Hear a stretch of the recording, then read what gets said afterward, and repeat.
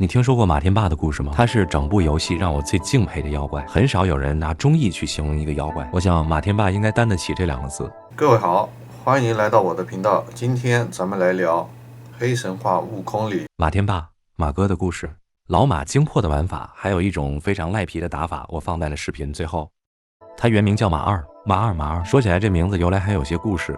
当年他只是一支商队的马，商队途经火焰山时遭到妖怪袭击，人畜皆成妖怪口粮，唯有他一马当先跑了出来。他狂奔60里路，晕倒在院子门前。院内有一独居老汉，看他可怜就收留了他。细心照顾下，马哥的伤也逐渐好转。为了报答老汉，马哥经常用叫声回应老汉的闲聊，久而久之，老汉也把马哥当成了家人。老汉在家排行老大，老马也就成了行二，所以从老汉这儿得名马二。这老汉对老马那是真当家人处的，自己吃不饱也得紧着老马吃，也把老马给感动坏了。老汉虽好，但也是肉体凡胎，常年在火焰山周边生活，根本扛不住这燥热天气。一日给老马喂食时，老汉没扛住倒了下去。老马见状，二话不说扛着老汉就跑，狂奔了730多里，想去翠云山找铁扇仙救老汉一命。只可惜到地方以后，老汉已经咽气了。老马伤心欲绝，不想回到老汉家里睹物思人，于是就在翠云山间流浪。这山间有些势力的妖怪都欺负他，老马倒也不气恼，每日只捡这些妖怪不要的吃屎过活，无家可归不要紧，可没有洞府依靠，在这群妖幻似的山里可是寸步难行。所以老马的身体也是一日比一日消瘦，吃的苦比吃的饭还要多。本分善良虽然常遭欺负，但也为他带来了机遇。于是他寻找食物的时候，发现一只老牛在路边酣睡，地上的火都快要烧死这老牛了。老马心颤，便好心上前，打算叫醒他。哪成想这老牛一叫不醒，二叫也不醒。老马怕出什么事，扛着这老牛往芭蕉洞跑，想再找铁扇仙帮忙。路上的妖怪看见老马扛着老牛，全都喊打喊杀。老马救人心切，跑得急，全然不顾这些妖怪的阻拦，身上也受了不少伤。这到了地方，铁扇仙先把这老牛喊醒了，这误会才得以解除。感情这老牛就是铁扇仙的夫君，周边妖怪洞府的共主，平天大圣牛魔王。牛魔王见他待人真诚，便收他到麾下，自此改名马天霸。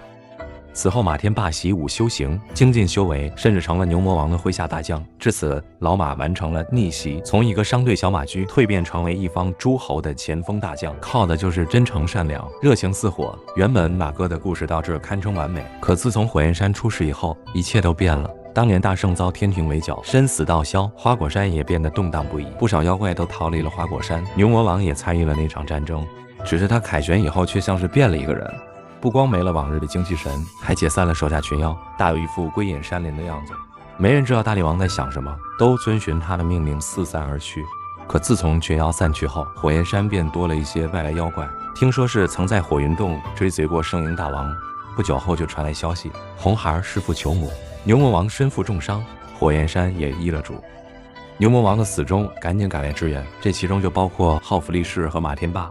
哪料想山口被红孩的五行车把守，这五行车由三昧真火炼化，有了灵气，一般的妖怪根本不是对手。听着老大王的惨叫声回荡在火焰山，于是他想冲到山顶保护老大王，可路口的五行车将他拦住。他绕过了前面2辆，可到了第3辆时，他实在绕不过去了。他知道这次回来凶多吉少，多少人都不愿趟这浑水。铁扇仙可比他能耐大多了，也比他人脉广多了，可不也是一无所获吗？他不知道这其中有何缘故，也不知道那红孩为何弑父，他只想赶在大王面前，能尽一份微薄之力，以报知遇之恩。当年他为了救老汉跑了700里，徒劳无功。这次为救牛魔王跑了几个700里，也是一无所获，最后还落得个惨死的下场。他的肉体被鬼车吞了下去，可还留有一丝魂魄。他说死便死了，能挡住这鬼车也算值得。只是他错信了妖仙，死后不得安宁。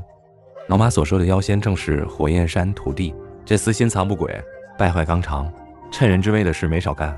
火焰山逢此大难，他作为近邻不帮也就算了，反招了一群阴兵鬼将，在火焰山这把火上浇了一把油。铁扇公主作为他师姐，多次帮扶他，他竟想趁人之危，勾得铁扇私奔。马天霸千里救主，与五行鬼车激战，结果这厮竟落井下石，勾了老马的魂魄，成为替他战斗的傀儡。在将老马解放后，回到五行车旁边，他会将手中的武器马鞭相送。此后天命人也可以化作老马进行战斗，正应了他在盘丝洞说的：如果那天令人真能救活孙大圣，在下也愿助其一臂之力。他的确是用别的方式助了天命人一把，只是再也不能与侯兄弟饮酒相会了。感谢各位耐心看到这里，谢谢大家。接下来是马革精魄的使用方法。你救不了他，救不了牛魔王。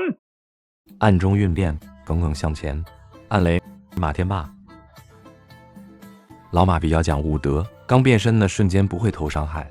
初始气势和本体棍势挂钩，零斗自然是零气势，一斗大约30%气势，二斗大约70%气势，三斗欠点就能获得满气势。变身后可以在安身法中获取气势，这个很关键，后面会讲。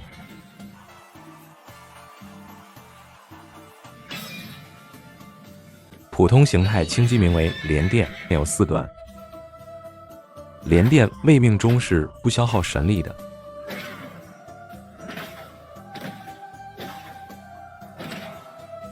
连电衔接闪避不会中断连段。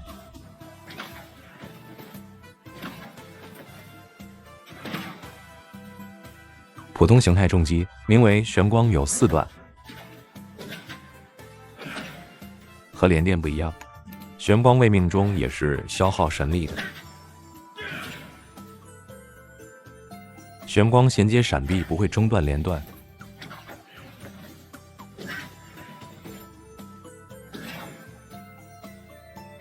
连电比玄光远，冲击力不俗，更适合面对单一敌人用来叠气势。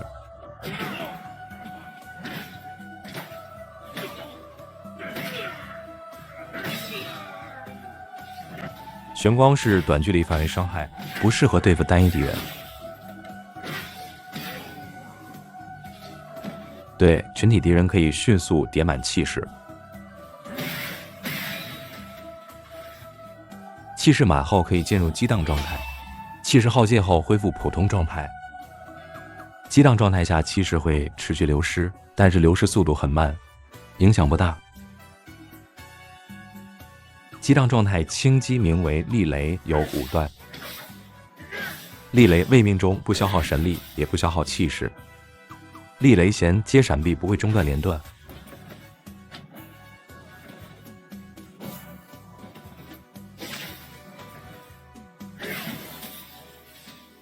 厉雷命中会消耗约20%气势，每次命中后会带一次落雷。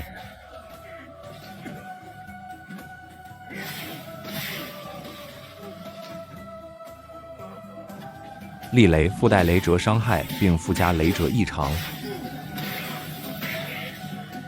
激荡状态轻击名为藏折，藏折命中与否都会消耗约50%气势，打出一个雷圈。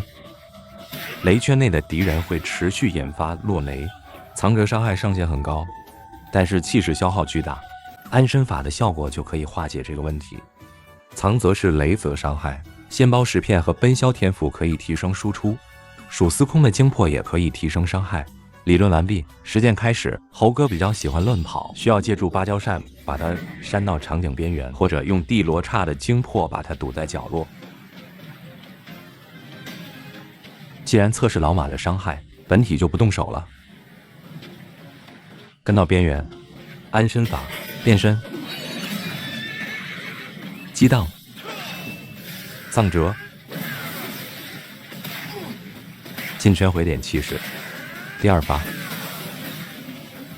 进圈，这次多待一会儿，等气势过半。这里可以看出来藏折只是雷折伤害，但不附加雷则异常。第3发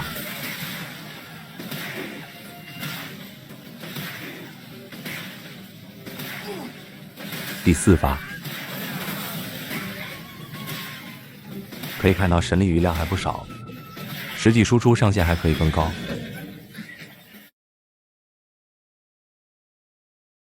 因为猴哥的火圈也可以给老马涨气势。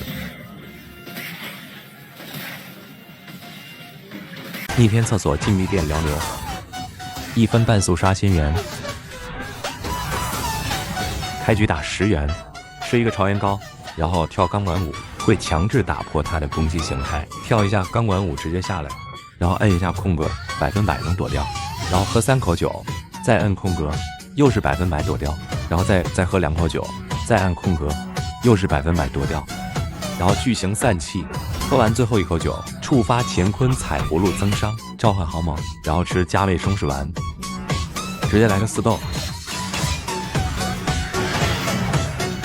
这里运气不好啊，打出了暴击，不打暴击攒满3斗最好，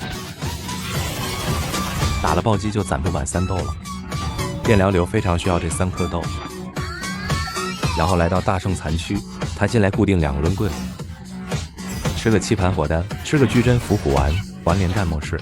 他打了2个抡棍，还会打一套，注意躲一下，然后往厕所跑，跑到固定的厕所为止，喝一口酒就留一口，然后等他过来聚精散气，芭蕉扇把他吹到厕所，